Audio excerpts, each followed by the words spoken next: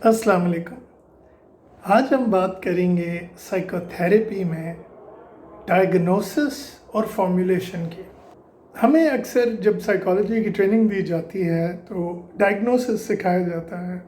DSM, मुझे याद है डीएसएम 3 से हम शुरू हुए, डीएसएम 4 पे आए, फिर डीएसएम 5 पे आए। इस दौरान एक्सेस आए, एक्सेस चले गए, सारी कैटेगरीज इधर उधर हो गई, डिप्रेशन कुछ से कुछ हो गई, एंजाइटी कुछ से कुछ हो गई, वगैरह वगैरह। सो डायग्नोसिस की जो कैटेगरीज हैं वो चेंज होती रही, और ओवर द इयर्स जो हम लोग प्रैक्टिस करते हैं, हमें I think there is a consensus among very large number of psychologists के हमें डायग्नोस नहीं करना, लेकिन केस को कंसेप्चुअलाइज करना है, केस को फॉर्मुलेट करना है। और हर इंडिविजुअल जो उसकी अपनी एक केस फॉर्मुलेशन करनी है, जो सब इंडिविजुअल की अपनी हिस्ट्री, उसकी अपनी थॉट पैटर्न्स, उसकी अपनी इमोशंस, उसके अपने बिहेवियर्स पे मबनी। अब ये तो जाहिर है कि उसमें बहुत सारी जनरलाइजेशंस होंगी, उसमें बहुत सारी चीज़ें जो हैं जैसे कॉमन भी हो सकती हैं, जैसे एंग्जाइटी है उसकी एक ख़ास मैनिफेस्टेशन होती है, डिप्रेशन की एक ख़ास मैनिफेस्टेशन होती है, ओसीडी की एक ख़ास मैनिफेस्टेशन होती है। लेकिन हर इंडिविजुअल इंसान जो है, हर फर्द जो है वो मुख्तलिफ है, और उसकी जो भी सिचुएशन है वो यूनिक है।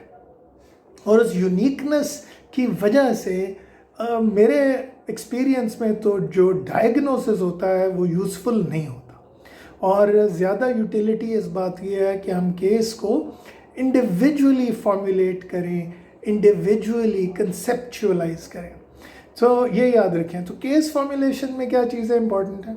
केस फॉर्मुलेशन में हम इस तरह से करते हैं कि हम उस प्रॉब्लम का ओरिजिन लेते हैं। तो जब जाहिर है कि हम क्लाइंट की हिस्ट्री पे बात कर रहे होते हैं, तो कहाँ से सिलसिला शुरू हुआ, उसका फ़ायदा ये होता है कि एक रेपोर बन जाता है। क्लाइंट जो है वो अपने बारे में, अपनी प्रॉब्लम के बारे में, अपनी लाइफ के बारे में हमसे शेयर करना शुरू करता है, हमें अपने कॉन्फिडेंस में लेता है, ट्रस्ट बिल्ड होना शुरू होता है, तो वो हमें बताता है। तो एक ओरिजिन ले लें।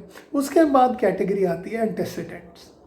एंटेसिडेंट्स क्या है कि जो इस वक्त मौजूदा प्रॉब्लम है क्लाइंट की, उसका आगाज़ कैसे हुआ, राइट?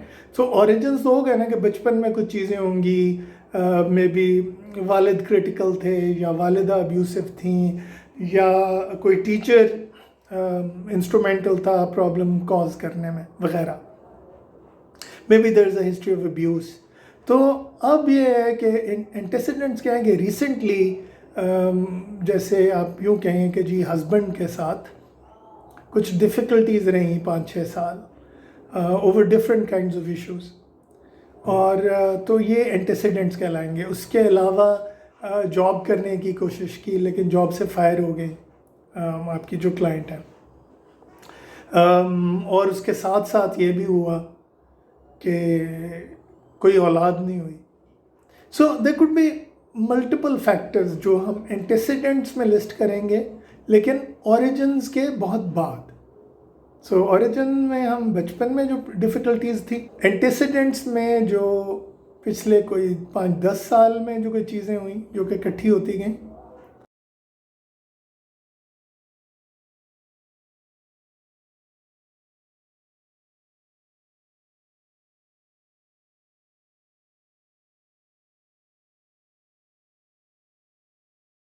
और फिर हम बात करेंगे उन फैक्टर्स की जिन्होंने जो प्रेजेंट ब्रेकडाउन है, जो प्रेजेंट प्रेजेंटेशन है जो क्लाइंट की, जो इस वक्त के सिम्टम्स हैं वो कॉज किए हैं, जिन्हें हम कहते हैं प्रेसिपिटेटिंग फैक्टर्स।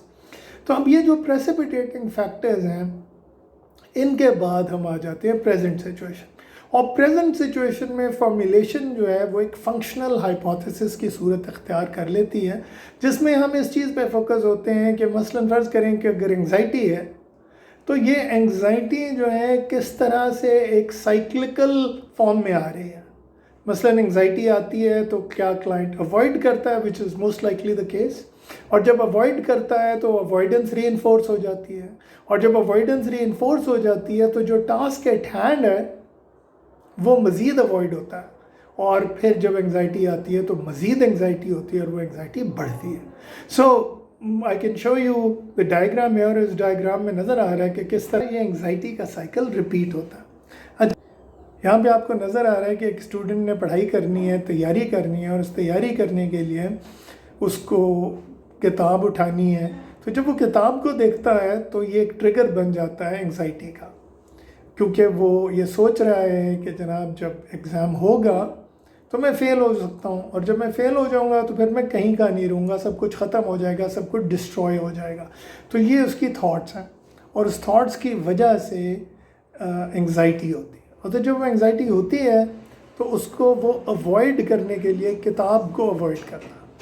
تو کتاب کو دیکھنا جو ہے وہ ایگزیکٹلی ٹریگر نہیں ہوتا. جو ٹریگر ہوتا ہے وہ اصل میں وہ تھاٹس ہوتی ہیں جو فیلئر کے ساتھ لنکڈ ہوتی ہیں. تو possibility of failure and how catastrophic it will be. تو ایک ارریشنل بلیف ہے جو یہاں پہ انٹرفیئر کرتا ہے. اچھا، اب اس کو جو انگزائٹی کریٹ ہوتی ہے اس سے بچنے کے لیے، اس سے ریلیف حاصل کرنے کے لیے کلائنٹ جو ہے وہ کتاب کو ہاتھ نہیں لگاتا، کتاب کو اپروچ نہیں کرتا، بلکہ آؤٹ آف سائٹ کر دیتا ہے.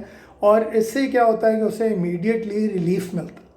تو جب ریلیف ملتا ہے تو اوائڈنس کا بیہیویئر جو ہے ری انفورس ہو جاتا ہے. اگر ہم اسکنیرین ٹرمز میں بات کر رہے ہیں، انسٹرومنٹل کنڈیشننگ کی لینگویج استعمال کر رہے ہیں، تو وہ بیہیویئر جو ریوارڈ ہوتا ہے وہ ری انفورس ہو جاتا ہے. تو اوائڈنس ری انفورس ہو جاتی ہے کس چیز کی؟ کتاب کی بھی اور انگزائٹی کی بھی. تو کلائنٹ کو انگزائٹی ٹالرنس یا فرسٹریشن ٹالرنس کی ٹریننگ نہیں ملتی. وہ موقع جو ہے اس کے پاس انگزائٹی کو بیئر کر کے اپنا کام کرنے کا وہ نہیں ملتا. So that is the formulation ہے. اب آپ دیکھ سکتے ہیں کہ یہ فارمولیشن جو ہے یہ ہمارے لیے زیادہ امپورٹنٹ ہے بجائے اس کے کہ ہم کلائنٹ کو ڈائگنوز کریں. اور وہ ڈائگنوزز جو ہے چاہے ICD-10 میں ہو، چاہے DSM-5 میں ہو، اٹ از بیسکلی یوز لیس. ہاں البتہ بعض اوقات یہ ہوتا ہے کہ جی ہم ایک ٹیم میں ہیں اور سائیکائٹرسٹ ہم سے پوچھتا ہے کہ جی ہم پہ ڈائگنوسس کلیئر نہیں ہے اس کا، یا کوئی انسٹیٹیوشنل ریکوائرمنٹ ہے، تو اس کیس میں ہم ڈائگنوسس کر دیتے ہیں. اور اس کے لیے بہترین طریقہ یہ ہے کہ کوئی اسٹرکچرڈ اسیسمنٹ کر لیں، کوئی BAI یا BDI ٹائپ ٹیسٹ جو ہیں وہ استعمال کر لیں، اور آپ ایک اسٹرکچرڈ طور پہ ڈائگنوسس اس ٹیم ممبرس کو دے دیں جن کو ریکوائرڈ ہے for what ever reason. Hospitalisation کرنی ہے یا کوئی لیٹر لکھنا ہے کسی کو فار فنڈنگ اور وٹ ایور. تو in any case so case formulation کریں. اور کیس فارمولیشن کا فائدہ یہ ہے کہ آپ کو یہ پھر پتہ ہوگا کہ جی ٹریگر کیا ہے، اس ٹریگر کے نتیجے میں تھاٹس کیا جنریٹ ہوتی ہیں، وہ تھاٹس جو ہیں ان میں کون سی ارریشنل اور ان ہیلپفل تھاٹس ہیں جو کہ ڈس فنکشنل بیہیویئر کو پروموٹ کرتی ہیں، اور وہ ڈس فنکشنل بیہیویئر کس طرح ری انفورس ہوتا ہے. تو ہمیں مختلف انٹرونشن پوائنٹس مل جاتے ہیں. تو اس بارے میں مزید ویڈیو بناتا رہوں گا. Viewers, psycho therapy tips in a few minutes. Thank you. خدا حافظ.